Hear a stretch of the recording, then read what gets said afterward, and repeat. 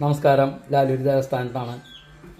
ഇന്നും ഒരു കാരണവും നമുക്ക് പല കാരണങ്ങളുണ്ടാവും ഒരു ദിവസം എന്തെങ്കിലുമൊക്കെ വീഡിയോ ചെയ്യാനായിട്ട്. സമയമില്ലാത്തടത്തും വീഡിയോ എനിക്ക് സമയം ഉണ്ടാക്കി ചെയ്യുന്നത് എന്തുകൊണ്ടാണെന്ന് വെച്ചിട്ടുണ്ടെങ്കിൽ ചില കാര്യങ്ങൾക്ക് നമ്മൾ വീഡിയോ പറയേണ്ടതായിട്ട് വരുന്ന കാര്യങ്ങൾക്കാണ് നമ്മൾ വീഡിയോ ചെയ്യുന്നത്. അപ്പം ഇന്നത്തെ കാര്യം എന്താണെന്ന് വെച്ച് കഴിഞ്ഞിട്ടുണ്ടെങ്കിൽ എനിക്കൊരു മെസ്സേജ് വന്നു കാലത്ത്. ഞാൻ പൂജയൊക്കെ കഴിഞ്ഞിട്ട് നോക്കുന്നത് അതാണ്. ഞാൻ യൂട്യൂബിൽ കണ്ടു. ഞാൻ അതിൻ്റെ സ്ക്രീൻഷോട്ട് ഷെയർ ചെയ്യാം. ഞാൻ നമ്പറും തന്നിട്ടില്ല, പൈസയും തന്നിട്ടില്ല, നാളും പേരും തന്നിട്ടില്ല. പിന്നെ എങ്ങനെ നിങ്ങൾ പുഷ്പാഞ്ജലി ചെയ്യും? ലാലൂർ ദേവസ്ഥാനത്ത് പൈസ ചെലവില്ലാണ്ട് പുഷ്പാഞ്ജലി ചെയ്യും എന്നൊക്കെ പറയണ കേട്ടില്ലോ എന്നൊക്കെ പറഞ്ഞിട്ടാണ് ഒരു മെസ്സേജ്. അത് വായിച്ചോണ്ട് എനിക്ക് അങ്ങനെയൊക്കെയാണ് മനസ്സിലായത്.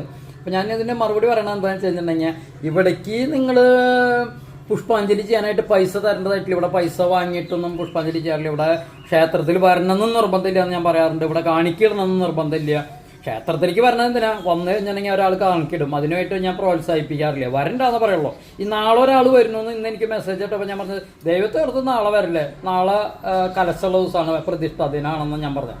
അപ്പം ഞാൻ പറഞ്ഞു വന്നെന്താണെന്ന് വെച്ച് കഴിഞ്ഞിട്ടുണ്ടെങ്കിൽ, നിങ്ങൾക്ക് വേണ്ടിയിട്ട് നിങ്ങൾ പൈസയും തരണ്ട, നിങ്ങൾ നാളും പേരും തരണ്ട, ഒന്നും തന്നില്ലെങ്കിലും നിങ്ങളുടെ പേരിലൂടെ പുഷ്പാഞ്ജലി നടന്നിരിക്കും. അതെങ്ങനെയാണെന്ന് വിചാരിച്ചു കഴിഞ്ഞാൽ, ഞാനിവിടെ ഏകദേശം ഒരു 700-ലധികം പുഷ്പാഞ്ജലികൾ അർപ്പിക്കുന്നുണ്ട്. പേരും നാളും പറയും, ചിലത് പേരും നാളും പറയാൻ പറ്റില്ല.